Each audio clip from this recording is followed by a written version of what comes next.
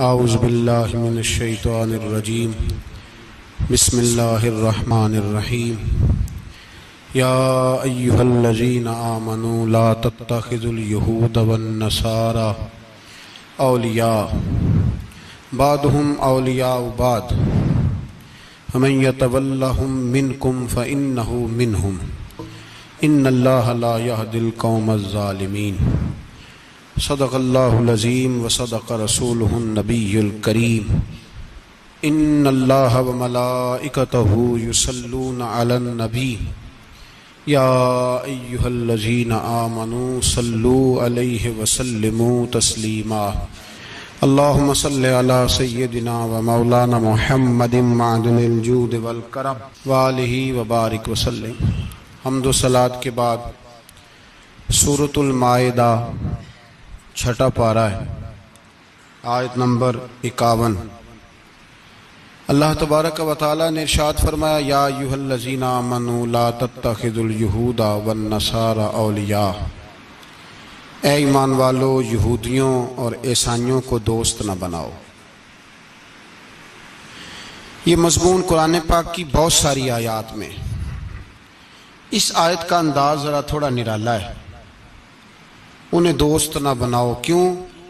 اس لیے کہ بعضهم اولیاء بعض، وہ آپس میں ایک دوسرے کے دوست ہیں۔ تمہارے دوست وہ آپس میں ایک دوسرے کے دوست۔ قرآن پاک ہمارے ذہنوں پر بڑی ٹھنڈی، بڑی خوبصورت دستک دیتا ہے۔ اے ایمان والو، انہیں اپنا دوست نہ بناؤ، اس لیے کہ یہودی اور عیسائی آپس میں ایک دوسرے کے دوست ہیں۔ اتنا بھی کافی تھا، لیکن اللہ تبارک و تعالیٰ نے معیار ہی بدل دیا اور اتنا بڑا حکم ارشاد فرمایا۔ اس آیہ مقدسہ نے ہر چیز کو اپنے دامن میں سمیٹ کے رکھ دیا۔ یہودی اور عیسائی کو اپنا دوست نہ بناؤ، اس لیے کہ وہ آپس میں ایک دوسرے کے دوست ہیں۔ تو بات اتنی بھی کافی تھی، لیکن فرمایا اللہ تعالیٰ نے وَمَن يَتَوَلَّهُم مِّنكُمْ، جو تم میں سے انہیں اپنا دوست بنائے گا۔ تمہیں منع کر دیا ہے، ہم نے روک دیا ہے کہ دوست بنانا۔ اور اگر وَمَن يَتَوَلَّهُم مِّنكُمْ، جو تم میں سے، وَمَن يَتَوَلَّهُم مِّنكُمْ، جو بھی تم میں سے انہیں اپنا دوست بنائے گا فَإِنَّهُ مِنْهُمْ، تو وہ انہی میں سے ہے۔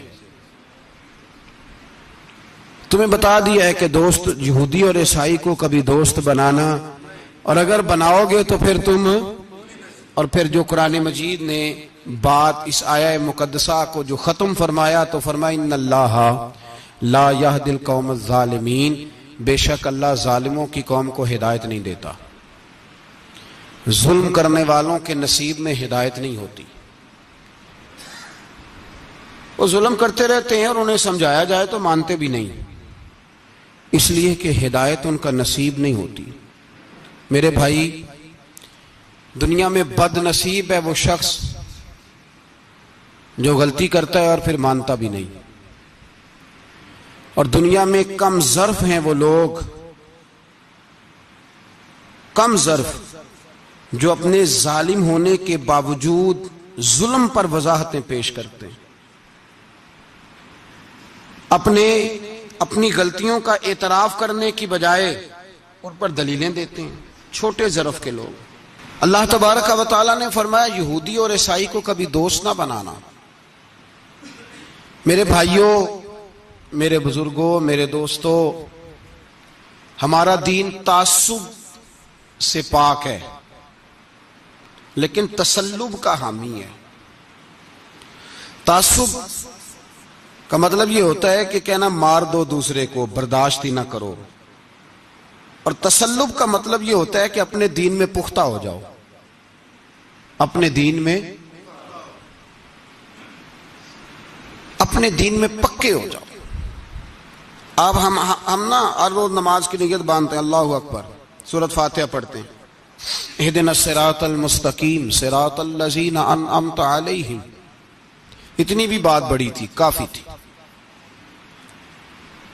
اے اللہ ہمیں صراط مستقیم پہ چلا اور ان لوگوں کے رستوں پہ چلانا جن پر تو نے انعام کیا. بڑی بات تھی، مثبت بات ہو گئی، منفی بات کی ضرورت نہ تھی. لیکن اللہ تبارک و تعالیٰ نے فرمایا کہ جہاں تم مجھ سے یہ دعا مانگو نا کہ صراط الذین انعمت علیہم، یا اللہ ان لوگوں کے رستوں پہ چلا جن پر تو نے انعام کیا، انبیاء، صلحاء، اتقیاء، صوفیاء، اولیاء، جہاں یہ دعا مانگنی ہے نا، ساتھ ایک اور بات بھی تم نے کرنی ہے. وہ کیا ہے؟ غیر المغضوب علیہم ولا الضالین. اے اللہ ان سے ہمیں بچا جن پر تیرا غضب ہوا، ان کے رستے پہ نہ چلانا جن پہ تیرا غضب ہوا اور جو گمراہ ہو گئے. اب دو باتیں سمجھ میں آئیں کہ مومن کو اپنے عقیدے سے پیار کرنا ہے اور کافر کے عقیدے سے اظہار بیزاری کرنا ہے، ان کے نظریے سے، ان کے عقیدے سے نفرت کرنی ہے. کافر کے عقیدے اور نظریے سے، اس کا کیا مطلب ہے؟ تسلب کا مطلب ہوتا ہے اپنے دین میں پکا ہونا. دو تین جملوں میں بات سمجھاتا ہوں، اگر آپ کی سمجھ میں آئی تو بڑا بہتر ہوگا. دو تین جملوں میں تسلب، پکا ہونا، اس کا کیا مطلب ہے؟ اس کا مطلب یہ ہے کہ اپنی آنکھوں پر جو تم نے اینک لگانی ہے وہ دین کی اینک لگانی ہے. جو چیز بھی دیکھنی ہے وہ دین کی آنکھ سے دیکھنی ہے. جو کچھ بھی تم نے چاہنا ہے، بڑی بات کر رہا ہوں اگر آپ سمجھے تو، جو بھی تم نے دیکھنا ہے دین کی اینک سے دیکھنا ہے. جو تم نے چاہنا ہے وہ دین کے دل کے ساتھ چاہنا ہے، اور جو تم نے سوچنا ہے وہ دین کے دماغ کے ساتھ سوچنا ہے. اس کا ترجمہ اقبال نے کیا، کہنے لگے قوم مذہب سے ہے، مذہب جو نہیں. قوم کس سے ہے؟ قوم مذہب سے ہے، مذہب جو نہیں. اور فاضل بریلوی کہتے ہیں دہن میں زبان تمہارے لیے اور بدن میں ہے جان تمہارے لیے. ہم آئے یہاں تمہارے لیے تو اٹھیں بھی وہاں تمہارے لیے. اپنی ہر چیز، ہر نقطہ نظر میں پہلے دین، اس کے بعد کوئی اور. کافر کے عقیدے سے ہمارے زمانے میں نا فلسفی، منطقی، ادیب، شاعر، ملنگ، تلنگ، یہ بڑی جماعتیں. کھچڑی ہے، کھچڑی. اب وہ کھچڑی ایک نیا درس دیتی ہے. وہ کھچڑی یہ کہتی ہے کہ یہ سارے اللہ کو پکارتے ہیں، سارے اسی کے نام ہیں. یہ سارے، ہمارے ایک سابق وزیر اعظم نے بھی کہا تھا، ایک نوجوان کی عادت دی ہے گھسی پٹی جماعت نے، وہ بھی یہی کہتے ہیں. ہولی پہ بھی چلے جاؤ، دیوالی پہ بھی چلے جاؤ، ہندوؤں کے مندر میں بھی چلے جاؤ، وہ کہتے ہیں سارے اسی کے نام ہیں. جو بت کو پکار رہا ہے وہ بھی اسی کو ہی پکار رہا ہے، معاذ اللہ. جو رام رام کہہ رہا ہے وہ بھی بات اصل وہی ہے. وہ بیوقوف ہو. اگر بت کو پکارنے والا بھی کسی نہ کسی رنگ میں اللہ کو ہی پکار رہا تھا، معاذ اللہ، تو پھر نبی پاک صلی اللہ علیہ وسلم کو کیا ضرورت تھی بتوں کا مقابلہ کرنے کی؟ تم نے تو سارا دین ہی مشکوک کر دیا ہے، ہر شے مشکوک ہو گئی. جو بتوں کو پکار رہا ہے وہ بھی اسی کو پکار رہا ہے، جو رام کہہ رہا ہے وہ بھی اسی کو کہہ رہا ہے، جو پتھر پوج رہا ہے وہ بھی. کیا تماشا لگایا ہوا ہے. اللہ تبارک و تعالیٰ تو اتنا غیور ہے، وہ کہتا ہے ان اللہ لا یغفر ان یشرک بہ ویغفر ما دون ذلک لمن یشاء. میں ہر چیز بخش دوں گا، میرے ساتھ کسی کو شریک نہ بنانا، میں اس کی معافی نہیں دوں گا. اللہ کے پیارے پیغمبر حضرت عزیر، جناب عیسیٰ علیہ السلام کو جب لوگوں نے معاذ اللہ خدا کا بیٹا کہا تو رب تبارک و تعالیٰ نے قرآن پاک کی آیتیں نازل فرمائی. فرمایا یہ جھوٹ بولتے، یہ ظلم کرتے ہیں اپنی جانوں پر. او بھائی یہ کھچڑی جو پکا رہے ہیں نا ملنگ لوگ، ادیب لوگ، سارے اسی کے نام ہیں. اس کا ایک ہی نام ہے، لا الہ الا اللہ، لا الہ الا اللہ، لا الہ الا اللہ. اس کے سوا کوئی بھی معبود ہو ہی نہیں سکتا، سوال ہی نہیں. او خدا کے بندے، یہ فلسفہ. اور پھر ہم سیانے بڑے، ہمارے دلوں میں رحمت بڑی ہے، نرمی بڑی ہے کافر کے حق میں، مشرک کے حق میں. سارے جی اسی کو پکارتے ہیں. تو زیادہ مہربانی کرنے والا ہے یا نبی پاک زیادہ رحمت للعالمین ہے؟ حضور نے تو فرمایا بت کے پجاری سے جہاد ہوگا تلوار کے ساتھ، پنڈت اور جوگی کاٹے جائیں گے تلوار کے ساتھ. جو اللہ تبارک و تعالیٰ کی توحید میں کسی کو شریک کرے گا مسلمان اس کے خلاف اٹھیں گے. تو کہہ رہا سارے یہ ایک ہیں. تسلب نہیں، دین کی پختگی نہیں. ہمارے ہاں لوگ مسئلہ پوچھتے ہیں پاکستان میں جو عیسائی رہتے ہیں نا وہ غریب ہیں، پاکستان میں جو عیسائی رہتے ہیں نا وہ، اور جو امریکہ میں رہتے ہیں. پاکستان کے اندر جو لوگ ہیں نا وہ مسئلہ پوچھتے ہیں، کہتے ہیں جی عیسائیوں کے ساتھ کھانا پینا جائز ہے. میں نے کہا امریکہ میں جب رہتے ہو تب کیوں نہیں پوچھتے؟ یہاں تم مسئلہ پوچھتے ہیں نا لوگ عیسائیوں کے ساتھ کھانا پینا جائز ہے کہ ناجائز ہے، اور وہاں جب تمہیں ضرورت ہوتی ہے پاسپورٹ کی تو عیسائی بی بی سے نکاح کر لیتے ہو. اور پوچھو نا اپنے ملک کے سیاستدانوں سے، پوچھو ان سے کہ تمہارے بچے جو جا کے وہاں روٹیاں کھاتے ہیں تو کون سے ہوٹل ہیں جہاں بالکل جائز تمہارے لیے علیحدہ سے پکتا ہے؟ وہ جو تم نے وہاں رشتہ داریاں کی ہوئی ہیں، تمہارے بچے وہاں رہ رہے ہیں تو وہاں مسئلے نہیں یاد؟ اگر ایک غریب نالی صاف کرنے والا عیسائی آئے تو اس کے بارے میں فتویٰ ہے کہ اس کے ساتھ روٹی نہیں کھانی، اور ٹرمپ آ جائے تو پھر کوئی مولوی مسئلہ نہیں پوچھتا کہ اس کے ساتھ کھانا جائز ہے کہ ناجائز ہے. ہمارا وہ جو کفر کے معاملے میں اظہار بیزاری تھا، نفرت کافر کے عقیدے سے، ہم کبھی نہیں کہتے کہ عیسائیوں کے مندروں کو آگ لگا دو. کبھی جلوس لے کے گئے ہیں کہ مندر گرانا ہے؟ بولے ان کا گرجا کبھی گرایا ہے؟ ہندو کا مندر، مرزئی کی عبادت گاہ اقلیت قرار دے دیا، ٹھیک ہے جہاں عیسائی علیحدہ سے اپنا کام کر رہے ہیں تم بھی کرو. لیکن ہم ان کے عقیدے کے کبھی بھی حامی نہیں ہو سکتے. اگر کہیں کہ عیسائی بھی صحیح کہہ رہا ہے، حضرت مریم کو اللہ کی بیوی کہہ رہا ہے، جناب عیسیٰ کو اللہ کا بیٹا کہہ رہا ہے، اور تو کہے سارے اسی کے نام ہیں، تو یہ بات تیری درست اس لیے کہ ہم تو روز کہتے ہیں قل هو اللہ احد اللہ الصمد لم یلد ولم یولد، نہ کسی کا باپ ہے نہ کسی کا بیٹا ہے، ولم یکن لہ کفوا احد، اس کا تو کوئی ہمساری نہیں، اس جیسا دوسرا کوئی ہے ہی نہیں. تو بھائی جس عقیدے کا تو اعلان کر رہا ہے، جو آدمی تیرے عقیدے کے خلاف چل رہا ہے اس کو تو نے صحیح کیسے کہہ دیا؟ یہ کیسے ہو؟ تو میرے بھائی اسلام یہ کہتا ہے کہ اساس، بنیاد، نظریہ، تو اپنے نظریے پہ ناز کرے گا، دوسرے کے نظریے سے اظہار بیزاری کرے گا. اور بھائی جاگو اور بس کر دو، جاگ جاؤ. اساس، بنیاد، نظریہ اصل ہے، اور اصل پر سمجھوتا ہو سکتا؟ ہو ہی نہیں سکتا. بخاری شریف میں ایک حدیث ہے، بات مضبوط کرنے کے لیے عرض کرتا ہوں. حضرت یحییٰ ایک تابعی بزرگ ہیں، وہ کہتے ہیں حضرت عبداللہ ابن عمر رضی اللہ تعالیٰ عنہ میرے پاس آئے تو میں نے ان سے کہا حضور ہمارے محلے میں ایک جماعت رہتی ہے مسلمانوں کی، وہ نمازیں بھی پڑھتے ہیں، روزے بھی رکھتے ہیں، زکوٰۃ بھی دیتے ہیں، حج بھی کرتے ہیں، بس تقدیر کو نہیں مانتے. صرف ایک چیز کے انکاری ہیں، تقدیر کے. تو کیا حکم ہے؟ تو آپ فرمانے لگے ان سے کہہ دو کہ ہمارا تمہارا کوئی تعلق نہیں، ان سے کہہ دو ہمارا تمہارا کوئی رشتہ نہیں، ہمارا تمہارا کوئی کسی قسم کا رابطہ.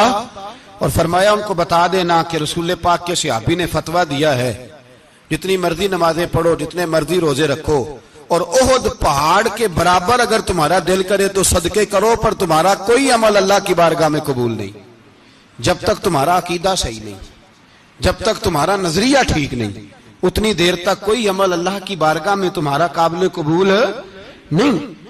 اساس پر، بنیاد پر کوئی سمجھوتا ہو سکتا؟ بنیادوں پر سمجھوتے نہیں ہوتے بھائی.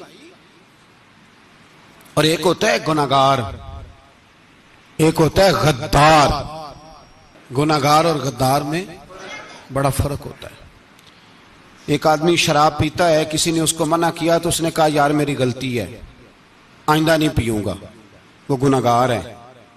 ایک نے کہا نہیں پینی چاہیے، وہ کافر ہے. ایک نماز نہیں پڑھتا، اس کو کہا پڑھ، بہانے لگاتا ہے کپڑے نہیں صحیح، رمضان سے شروع کروں گا، کوشش ہے بس، وہ گناہگار ہے. ایک کہتا ہے نماز پڑھنی نہیں چاہیے، وہ کافر ہے. ایک کے جیب میں پیسے تھے، حج کرنے نہیں گیا، بہت بڑا گناہ کیا۔ ایک کہتا ہے حج کرنا ہی نہیں چاہیے، وہ کافر ہو گیا۔ او بھائی، گناہگار اور ہوتا ہے، غدار، دونوں میں فرق ہے۔ اب تو غداریاں ہو رہی ہیں، سرے عام حملے ہو رہے ہیں، حکومتوں پر پریشر ہے۔ یورپ 1 منٹ سے پہلے مرزئی کو ویزا دیتا ہے، قادیانی کو ویزا دیتا ہے۔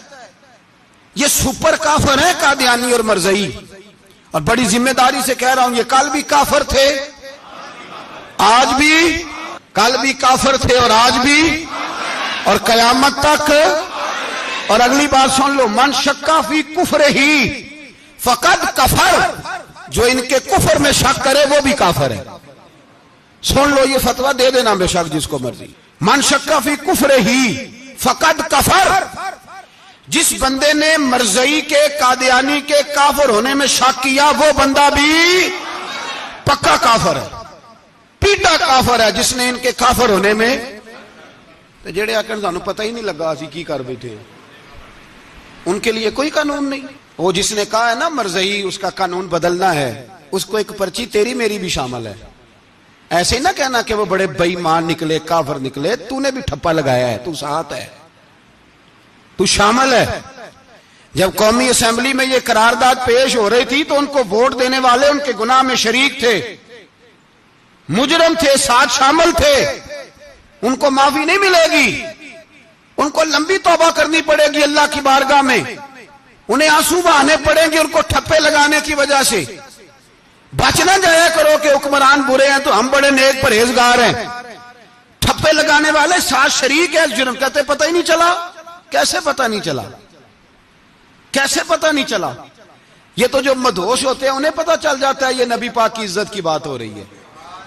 بندہ مدہوش ہو نا، مدہوش، بے ہوش ہو مسلمان، رسول اللہ کی بات ہو تو اس کی بھی آنکھیں کھل جایا کرتی ہیں، اور تم جاگتے پڑھے لکھے اسمبلیوں میں بیٹھے مالدار، تم پتہ ہی نہیں چلا قانون بدل گیا، خبر ہی نہیں ہوئی۔ یہ دھوکہ کسی اور کو دینا، ہم تمہارے ان دھوکوں میں آنے والے، کسی اور کو سنانا کہانیاں، ہمیں نہیں سمجھ آتی تمہاری کہانیاں، کہتے غلطی ہو گئی، بھول گئے۔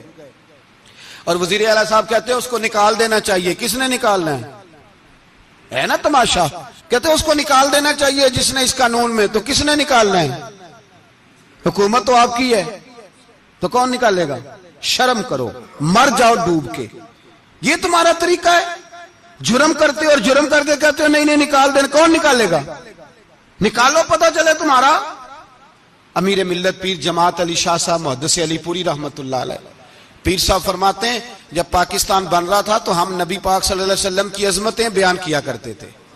ہم کہتے تھے لوگوں پاکستان بنے گا تو اس میں نبی پاک کا نظام آئے گا، غریب امیر کا فرق مٹ جائے گا، اس میں کوئی برادری نہیں ہوگی، ایک برادری ہوگی جس کا نام مسلمان ہوگا، اس میں چھوٹا بڑا امیر غریب ایک ہی صف میں کھڑے ہو گئے، محمود و ایاز، نہ کوئی بندہ رہا نہ کوئی بندہ نواز، یہ پاکستان ہوگا۔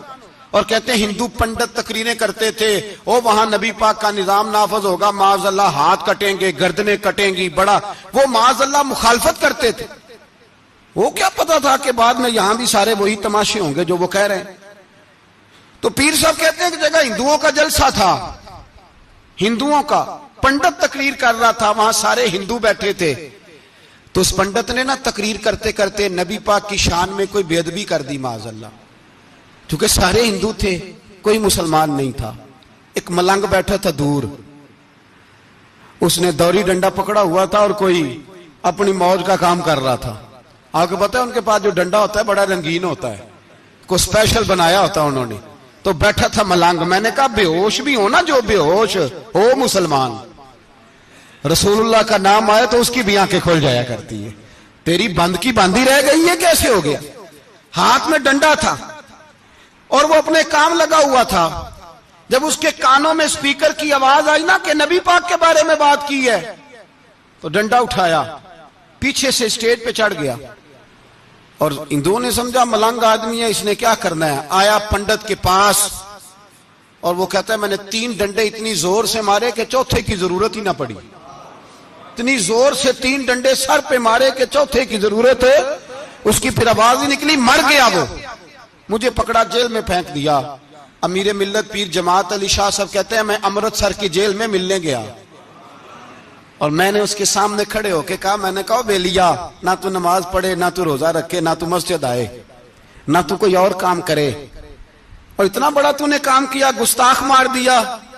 تو پیر صاحب کہتے ہیں وہ ملنگ اپنے پیروں پہ اٹھ کے کھڑا ہو گیا اور اس کی آنکھوں میں آنسو تھے اور میری طرف دیکھ کے کہنے لگا, پیر جی میں لمیاں گلاں تے نہیں آندیاں, میں انپڑھ ہاں, چوکھا تے نے مینوں پتا, گناہگار ہاں, بڑا گناہگار ہاں, بڑا گناہگار ہاں, بڑا گناہگار, بڑا گناہگار ہاں, پر قسم اللہ دی عزت دی میں گناہگار ہاں پر اپنے نبی دا غدار نہیں, گناہگار ہاں پر رسول اللہ دا غدار کوئی بات نہیں. اگر کوتاہیاں کرتا ہوں تو اب یہ تو نہیں نہ ہو سکتا کہ اونچی اور سچی سرکار کی کو میرے سامنے بے ادبی کر کے چلا جائے. یہ تینوں پتہ ہی نہیں لگا, تو کہتا خبر ہی نہیں ہوئی, کب ہو گیا پتہ ہی نہیں تھا, وضاحتیں دیتا پھرتا ہے. اور کچھ مولوی ملا جو دھبا ہے دین کے نام پہ وہ وضاحتیں دیتے پھرتے ہیں, کہتے ہیں مناظرے کر لو, شرم کرو. دین کے نام پر ووٹ مانگ کے اسمبلیوں میں جاتے ہو اور وہاں جا کے ان بے ایمانوں کی گودوں میں بیٹھ جاتے ہو, تمہیں حیا نہیں آتی؟ اور نبی پاک کی بات آئے تو پھر بھی تمہاری غیرت جوش نہیں مارتی, پھر بھی دلیلیں دیتے پھرتے ہو. میرے رسول پاک علیہ الصلوۃ والسلام کے غلاموں یاد رکھو, دین میں تسلط پیدا کرو, مضبوطی. کل لوگ مسئلے پوچھا کرتے تھے کہ صحابی کا اہل بیت کا بے ادب ہے تو اس کے جنازے پہ جائیں کہ نہ جائیں. اب نہیں لوگ پوچھتے, اب ہمارے دلوں میں فتوے زیادہ آ گئے ہیں, مرضی کرتے پھرتے ہیں. ہمارا بچہ کسی بد مذہب کی مسجد میں جاتا ہے, ہم کہتے ہیں نہیں نہیں ویسے ہی جاتا ہے. تجھ سے پوچھا جائے گا, اس دن پتہ چلے گا, جس دن تم مرے گا تو تیرے لیے دعا بھی نہیں کرے گا, تیری قبر پہ بھی نہیں جائے گا, تجھے پتہ چلے گا اس دن کہ ویسے ہی جاتا ہے کہ ایسے جاتا ہے. کوئی پابندی نہیں, کوئی تسلط بھی نہیں, عقیدے میں ایمان میں کوئی پختگی نہیں, ہمیں خیال ہی نہیں کہ کدھر جا رہی ہیں اولادیں, سوچتے ہی نہیں. ہم خیال ہونا چاہیے, سمجھ ہونی چاہیے. میرے رسول پاک علیہ الصلوۃ والسلام کے صحابہ میں تسلط تھا, تسلط. سگی اماں بھی اگر بے ایمان ہوتی تھی تو صحابہ قریب نہیں آنے دیتے تھے. حضرت اسماء بنت ابی بکر صدیق ان کی ماں مشرکہ تھی. جناب صدیق اکبر کی ایک زوجہ حضرت ابو بکر نے طلاق دے دی. کچھ عرصے کے بعد وہ اپنی بیٹی کو ملنے آئی, ماں بیٹی سے ملنے آئی تو حضرت اسماء بنت ابو بکر کو پیغام بھیجا, کہا بیٹے میں تجھے ملنا چاہتی ہوں. تو کہا اماں ذرا ٹھہر جا, پہلے میں اپنے نبی سے پوچھ لوں. پہلے اپنے ماں بعد میں ہے, نبی پہلے ہے. پہلے حضرت اسماء حضور کی بارگاہ میں گئی, یا رسول اللہ میری اماں ملنا چاہتی ہے, اور مشرکہ ہے, حکم کیا ہے؟ فرمایا تو ماں کی حیثیت سے مل سکتی ہے. انہوں نے تو سگے ماں باپ سے ناطے توڑ لیے, سگے رشتہ داروں سے, اور تو ان سے دوستیاں ختم نہیں کر سکتا, تیرا تعلق بھی نہیں. نہیں, سارے اسی کو پکارتے ہیں, سارے ایک ہی ہیں. یہ تماشے کسی اور کو دکھانا, یہاں رسول اللہ کے غلام بستے ہیں. ہمارا عقیدہ بڑا پختہ ہے, بڑا پختہ, بڑے پختہ نظریات کے لوگ اللہ نے اس دھرتی کو عطا فرمائے. اس زمین نے بڑے کامل مومن پیدا کیے. بھائی یاد رکھو, رسول پاک علیہ الصلوۃ والسلام کے غلاموں میں اپنے دین کے لیے تسلط تھا, پختگی تھی, کفر سے بیزار رہتے تھے. اگر سب کو ایک میں ایک ہی کرنا تھا تو پھر اتنی لمبی چوڑی جدوجہد, امیر حمزہ کا کلیجہ نکل گیا, کان کٹ گئے, سب کچھ ہو گیا, اور آج تم ان شہیدوں کی لاشوں پہ کھڑے ہو کے کہتے ہو کہ یہ تو ایسے ہی کٹ گئے. مذاق ہے یہ, کوئی مذاق ہے؟ اصل بات بتاؤں آپ کو کیا ہے, دین مفت میں ملا ہے, اور جو شے مفت مل جاتی ہے اس کی قدر نہیں ہوتی. قدر دین نبی دا ایک ہی جانن دنیا دار کمینے, دین نبی دا جانن والے سونگے وچ مدینے. تجھے کیا پتا, تجھے کیا خبر اس دین کی؟ تجھے خبر ہی نہیں میرے رسول پاک کا پسینہ کتنا بہا ہے. کبھی تیرا پھیرا لگے تو احد کے پہاڑ سے جا کے پوچھنا نبی پاک کا خون کتنا بہا ہے. کبھی ٹائم ملے نا, ملک شام جا اور حضرت بلال کی قبر پہ کھڑے ہو کے پوچھ دین کتنا قیمتی ہے. اور پھر اس سے زیادہ بات پوچھنی ہو نا کبھی تو مدائن جا, حضرت سلمان فارسی کے مزار کے پاس ان سے پوچھ دین کی قیمت کتنی ہے. وہ تجھے بتائیں گے کہ کئی 100 سال لگ گئے نبی پاک کے قدموں میں پہنچنے تک. 100 سال, کئی 100 سال. اور اگر پھر بھی تجھے تسلی نہ ہو تو جنت البقیع میں جا اور سیدہ طیبہ طاہرہ حضرت فاطمہ الزہرا سے پوچھ، ان سے پوچھ بی بی اس دین کی قدر کیا ہے، وہ تجھے بتائیں گی کہ جب دین کے چہرے پہ سرخ رنگ بھرنا تھا تو میں نے حسین کا خون دے کے بھرا ہے۔ وہ تجھے بتائیں گی کہ اس دین کو جب پینٹ کرنا تھا تو میں نے جناب علی اصغر کے بازوؤں کے ساتھ مصوری کی ہے۔ اس کو آسان سمجھ رکھا ہے لوگوں نے، آسان سمجھ رکھا ہے، کہا تم کٹ گئے۔ اور آج اٹھنے والا صوفی اور درویش کہتا ہے سارے ایک ہی ہیں، سارے اسی کو مانتے ہیں۔ جس سیاستدان کا دل کرتا ہے وہ جا کے مندروں میں پوجا کر آتا ہے، جس کا دل کرتا ہے وہ جا کے ہندوؤں کی ہولی اور دیوالی میں شریک ہو جاتا ہے۔ سب ایک ہی ہیں۔ اگر ایک ہی تھے تو حسین کا علی اصغر کیوں شہید ہوا؟ اگر سب ایک ہی تھے تو جناب علی اکبر کیوں شہید ہوئے؟ سارے ایک ہی تھے تو پھر ٹھیک ہے، مست رہنا چاہیے تھا۔ یہ مذاق ہے اتنی قربانیاں؟ شرم ہی نہیں آتی بات کرتے ہوئے؟ جاگو اور اپنے دین کو سمجھو۔ میرے رسول پاک علیہ الصلوۃ والسلام نے جو دین دیا اس میں تسلب ہے، تسلب، کفر سے بیزاری۔ کتنی بیزاری؟ حضرت ام حبیبہ رضی اللہ تعالیٰ عنہ ام المومنین ہے، یہ ہماری اماں ہیں۔ ام، ماؤں کے نام تو بچوں کو آنے چاہیے نا، یہ مومنوں کی ماں ہیں، ابو سفیان کی بیٹی ہیں۔ حضرت ابو سفیان رضی اللہ تعالیٰ عنہ کی بیٹی نبی پاک کی زوجہ ہیں، جناب امیر معاویہ رضی اللہ تعالیٰ عنہ کی سگی بہن حضور کی زوجہ تھی، بہت بڑے امیر باپ کی بیٹی تھی۔ مدینے جب آئیں تو نبی پاک کے گھر میں غربت دیکھی، آزمائش دیکھی، کئی کئی دنوں کے فقر اختیاری کے جلوے دیکھے۔ ابو سفیان ایک مذاکرات کے سلسلے میں مدینے آئے اور کہتے ہیں میں نے سوچا سیدھا اپنی بیٹی کے گھر جاتا ہوں، تو کہتے ہیں میں حضرت ام حبیبہ کے صحن میں داخل ہوا تو چارپائی پہ بستر بچھا ہوا تھا اور ام حبیبہ ایک سائیڈ پہ بیٹھ کر تو سوئی دھاگے کے ساتھ کوئی کام کر رہی تھی۔ ابو سفیان کہتے ہیں میری بیٹی کی نظر پڑی تو ام حبیبہ جلدی سے اٹھی، اٹھ کے بستر جو چارپائی پہ بچھا ہوا تھا وہ بستر اٹھایا، لپیٹا، اندر لے گئی۔ بعد میں باہر آئیں تو میں نے بیٹی کے سر پہ ہاتھ رکھا، میں نے کہا بیٹی میں سمجھ گیا ہوں، بستر پہ میری نظر پڑی ہے، لگتا ہے کئی سال پرانا ہے، پیوند بھی لگے ہوئے ہیں، تو اس لیے اندر رکھا ہی ہے کہ پرانے بستر پہ باپ کو بٹھاؤں گی، اس لیے رکھا ہی ہے۔ تو بیٹی امیر گھر سے آئے تو غریب گھر میں اس کی شکایتیں ختم نہیں ہوتی، پر دین کے ساتھ تسلب ام المومنین کا، پختگی اور کفر سے بیزاری۔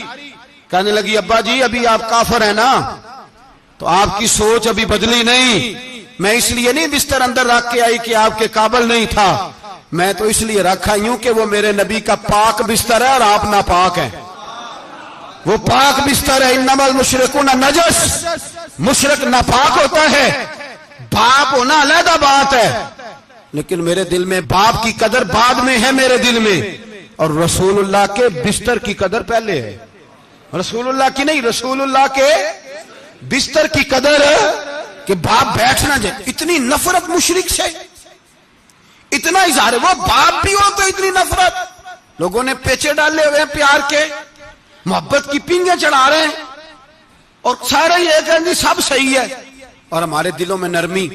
ہمارا اپنا جوان باہر جاتا ہے، وہ یہ نہیں دیکھتا کہ میں جس سے شادی کرنے لگا ہوں نیشنلٹی زیادہ ضروری ہے کہ ایمان، پیسے زیادہ ضروری کہ ایمان، دین زیادہ ضروری کہ دولت۔ عجیب تماشا ہے، بیچتے پھرتے ہیں، فار سیل کر دیا مذہب کو، تسلب ہی نہیں، کوئی خیال ہی نہیں، توجہ ہی نہیں ہماری۔ میرے رسول پاک علیہ الصلوۃ والسلام کے صحابہ یوں چٹان تھے دین کے معاملے میں، اپنا پیارا بھی سامنے آتا تھا تو کافر سمجھ کے قتل کر دیتے، اس لیے کہ وہ سمجھتے تھے قوم مذہب سے ہے، مذہب جو نہیں تم بھی نہیں، اگر دین نہیں رہے گا تو کوئی شے باقی نہیں رہے۔ یاد رکھنا، اگر دین نہیں رہے گا، میرے حبیب پاک علیہ الصلوۃ والسلام کے غلاموں کا یہ حال تھا۔ احد کے اندر افواہ پھیل گئی کہ حضور شہید ہو گئے۔ حضرت انس بن مالک کے چچا تھے انس بن نضر رضی اللہ تعالیٰ عنہ، جب افواہ پھیلی نا حضور شہید ہو گئے تو جناب انس بن نضر اٹھے، تلوار پکڑی، صحابہ سے کہنے لگے یہاں کیوں بیٹھے ہو؟ کہا حضور شہید ہو گئے تو ہم کیا کریں؟ فرمایا حضور شہید ہو گئے تو ہم زندہ رہ کے کیا کریں گے؟ یہاں کیوں بیٹھے ہو؟ ہمارا جینا بھی مصطفیٰ کے لیے، مرنا بھی مصطفیٰ کے لیے۔ اگر حضور علیہ الصلوۃ والسلام وصال کر گئے تو اٹھو، ان بے ایمانوں سے لڑتے ہیں جنہوں نے مصطفیٰ کو شہید کیا ہے، اٹھو۔ حضرت انس بن نضر میدان میں نکلے، اس طرح لڑے کہ صحابہ کہتے ہیں نہ زخموں کی پرواہ، تیر برستے رہے پرواہ کوئی نہیں، تلواریں چلتی رہیں پرواہ کوئی نہیں، ان کے وجود پر نیزوں کے زخم آتے رہے پرواہ کوئی نہیں۔ حضرت انس بن نضر اتنا لڑے کہ شہید ہو گئے، اور جب شہادت کے بعد ان کی لاش دیکھی تو 80 زخم نظر آئے، تلواروں کے، نیزوں کے 80 زخم۔ حضور کے لیے ان لوگوں نے جانیں دے دی، پرواہ ہی نہیں کی۔ یہاں اس مسئلے کو ہمارے ہاں لوگ سمجھتے ہی نہیں۔ ختم نبوت کا مسئلہ بڑا حساس مسئلہ ہے۔ ما کان محمد ابا احد من رجالکم ولکن رسول اللہ وخاتم النبیین۔ ہم ختم بھی پڑھے نا کسی کا تو اس میں بھی ختم نبوت والی آیت پڑھتے ہیں، اس لیے کہ یہ بنیادی مسئلہ ہے۔ ہم لوگوں کو بتاتے ہیں کہ جو مرنے والا گیا ہے نا دنیا سے، وہ نبی پاک کی ختم نبوت کا اعلان کرتا ہوا گیا ہے۔ ہم لوگوں کو یہ بات بتلاتے ہیں، میرے حبیب پاک علیہ الصلوۃ والسلام کی 150 کے قریب حدیثیں ہیں کہ میں آخری نبی ہوں، میرے بعد کوئی نبی نہیں ہے۔ 150 کے قریب حدیثوں میں حضور نے ارشاد فرمایا، جگہ جگہ محبوب پاک نے وضاحت فرمائی کہ میں آخری نبی ہوں، میرے بعد کوئی نبی ہو سکتا، وضاحت۔ اور ہمارے علماء نے لکھا ہے جو دعویٰ کرے کہ میں نبی ہوں، اور جس بندے نے اس سے یہ کہا کہ چل کوئی دلیل دکھا، وہ بھی کافر ہو گیا، وہ بھی کافر۔ کیوں تو نے یہ سوال کیا؟ یہ حساس نوعیت کا مسئلہ ہے۔ میرے رسول پاک علیہ السلام کے غلاموں نے ایک پیغام دیا ہے ہمیں، اس پیغام کو یاد رکھنا۔ حضرت سعد بن ربیع رضی اللہ تعالیٰ عنہ کو احد کے میدان میں اتنے زخم لگے کہ اٹھا نہیں جاتا تھا۔ نبی پاک صلی اللہ علیہ وسلم نے فرمایا جاؤ کو میرے سعد بن ربیع کا پتہ کرو وہ کہاں ہے۔ صحابہ آئے تو فرماتے ہیں جب ہم ان کے پاس پہنچے تو ان کی روح پرواز کر رہی تھی، آخری لفظ انہوں نے ادا کیے، کہنے لگے ادھر آؤ صحابہ، ادھر آؤ، میری وصیت سن لو۔ ہم قریب گئے، ہم نے کہا شاید بچوں کے بارے میں، اولاد کے بارے میں، گھر کے بارے میں کوئی وصیت کریں گے۔ تو حضرت سعد بن ربیع نے وصیت فرمائی، کہنے لگے جا کے نبی پاک کے غلاموں کو میرا پیغام دے دینا، جا کے امت مسلمہ کو میرا پیغام دے دینا کہ مسلمانوں اگر تم میں سے ایک بھی زندہ ہوا اور نبی پاک کی ناموس پر کوئی حرف آیا تو پھر اللہ کی بارگاہ میں تمہارا کوئی عذر قبول نہیں کیا جائے گا۔ یہ میدان احد میں سر سے لے کر پاؤں تک زخم لگے ہوئے ایک صحابی کا پیغام ہے امت مسلمہ کے نام۔ حضرت سعد بن ربیع رضی اللہ تعالیٰ عنہ فرمانے لگے میں مرتے وقت مسلمانوں کو پیغام دے کے جا رہا ہوں کہ اگر حضور کی عزت پر، ناموس پر، نبی پاک صلی اللہ علیہ وسلم کی ذات پر ذرا سا بھی حرف آیا اور مسلمان زندہ ہوئے، اور پھر اگر وہ سمجھیں کہ ہمیں اللہ کی بارگاہ سے معافی مل جائے گی، تو یاد رکھنا رب ہر بات معاف کرے گا، اس بات میں تمہیں اللہ معافی، اس میں تمہیں یہ پیغام دیا سعد بن ربیع نے، اور امت کو سمجھایا کہ ہر بات میں کمپرومائز کر لینا، رسول اللہ کی ذات کے بارے میں کمپرومائز نہ کرنا۔ جب سے مرزائیوں کو ان سپر کافروں کو اقلیت قرار دیا گیا ہے، اس کے بعد کسی مرزائی کی عبادت گاہ جلائی ہے مسلمانوں نے؟ بولے کبھی کسی مرزائی کے ساتھ مسلمانوں نے کوئی ظلم کیا ہے بعد میں؟ ٹھیک ہے اپنی عبادت کر رہے ہیں جس طرح بھی کر رہے ہیں، باقی اقلیتیں بھی رہیں۔ کبھی دوبارہ علماء نے یہ تحریک چلائی ہے کہ انہیں پاکستان سے نکالو، یہ کیوں بستے ہیں یہاں؟ اقلیت ہے تو رہنے دو، جو بے ایمان ہے، کافر ہے، اسے گھسیٹ کے دین میں کیوں لاتے ہو جب وہ آنا نہیں چاہ رہا؟ انہوں نے اس کانے بے ایمان کو نبی ماننا ہوا ہے، وہ اس کو پیغمبر مانتے ہیں، کبھی ذلی نبی مانتے ہیں، کبھی بروزی نبی مانتے ہیں، پوری دنیا میں نیٹ ورک بنایا ہوا ہے، ہر جگہ ڈنڈورا پیٹتے پھرتے ہیں۔ وہ کہتے ہیں خاتم النبیین کا معنی یہ ہے کہ نبی پاک تو مہرے لگانے آئے ہیں، بڑے نبی آ سکتے ہیں۔ ان کا عقیدہ یہ ہے کہ مرزا مستقل نبی نہیں تھا، وہ حضور کا سایہ بن کے آیا تھا۔ وہ معاذ اللہ جس نبی کا اللہ پاک نے ظاہری حیات میں سایہ نہیں بنایا، یہ کانا سایہ بنے گا نبی پاک کا؟ اس بے ایمان کو وہ اپنا پیشوا مانتے ہیں۔ چلو چھوڑو، جو کافر کو اپنا پیشوا مانے وہ بندہ صحیح ہوتا ہے؟ چلو نبی نام ہی مانے، پیشوا مانے، وہ صحیح ہوتا ہے؟ اتنے پکے بے ایمانوں اور کافروں کو تم لوگوں نے گنجائش دینے کے لیے صرف مغربی یہ جو بنانا چاہتے ہیں نا، یہ اپنے اوپر سے لیبل اتارنا چاہتے ہیں کہ نہیں جی نہیں، ہم تو سب کو لے کے، وہ تو کئی دفعہ کہہ چکے ہیں جی سارے اسی کو پکارتے ہیں. نہ، سارے اسی کو نہیں پکارتے، اس کو اگر صحیح پکارتے ہیں تو مسلمان پکارتے ہیں، باقی اس کو صحیح پکارتے کہ جھوٹ بولتے ہیں، ملاوٹ کرتے ہیں، شرک کرتے ہیں، کفر کرتے ہیں. اور اللہ کی بارگاہ میں کفر و شرک کی کوئی معافی. یہ دنیا کو بتانا چاہتے ہیں نہیں جی نہیں، ہم بڑے نرم ہیں، ہم بڑے ایسے ہیں. ہم کوئی نرم نہیں، کوئی نرم نہیں. ہم نرم ہیں رحماء بینہم. لیکن اگر عقیدوں کو چھیڑو گے، رسول اللہ کی عزت اور ناموس اور ختم نبوت کو چھیڑو گے، تو اقبال کہتے ہیں ہم بڑے نرم ہیں. اتنے نرم ہیں جیسے ریشم ہوتا ہے، ہو ہلکا ہے یاراں تو بریشم کی طرح نرم، اور رزم حق کو باطل ہو تو فولاد ہے مومن. پھر ہم نرم نہیں، پھر ہمارے اندر بڑی سختی ہے، بڑی سختی. حضرت ابوبکر صدیق سب سے زیادہ نرم تھے، پر ختم نبوت کا معاملہ آیا تو سب سے زیادہ سخت حضرت ابوبکر صدیق ثابت ہوئے. سب سے زیادہ ہم بڑے سخت ہیں، بڑے سخت. چیک نہ کیا کرو مسلمانوں کے ایمان کو، ٹٹولا نہ کرو. میری آپ سے بھی اپیل ہے کہ ایسے ہی کو بندہ اگر آپ کے گھر آ جائے نا اور آ کے کہے میں فلاں صاحب ہوں، تو روب میں نہ آیا کرو. اس سے پہلے پوچھا کرو یوں تو سید بھی ہو، مرزا بھی ہو، افغان بھی ہو، تم سبھی کچھ ہو، بتاؤ کہ مسلمان بھی ہو. بس کر دیں، اب بس کر دیں. ان لوگوں کے ہاتھ مضبوط کر دیں جو ہاتھ بڑھاتے ہیں تو نبی پاک کی ختم نبوت پہ ہی ڈال لیتے. ان کے ہاتھ مضبوط کرنے بند کرو، بند کرو ان ظالموں کے ہاتھ مضبوط کرنے. حضور آخری نبی ہیں. بولیے نبی پاک، سارے بولیے حضور.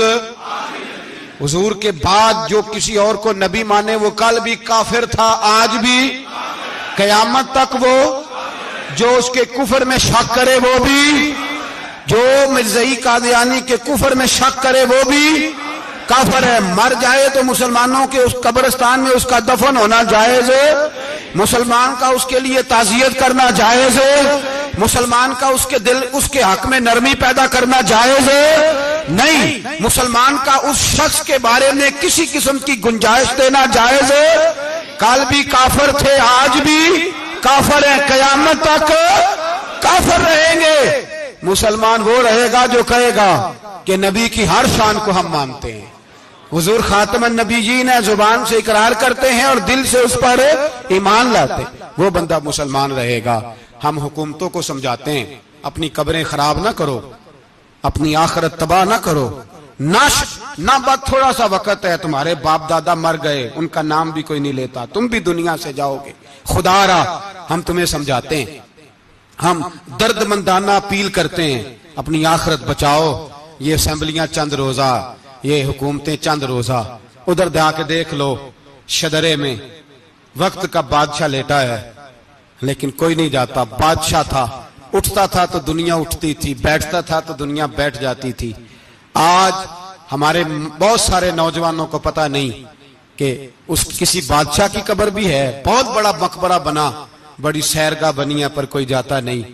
چند قدم راوی کراس کر کے دیکھ لو، داتا علی اجمیری لیٹے ہوئے.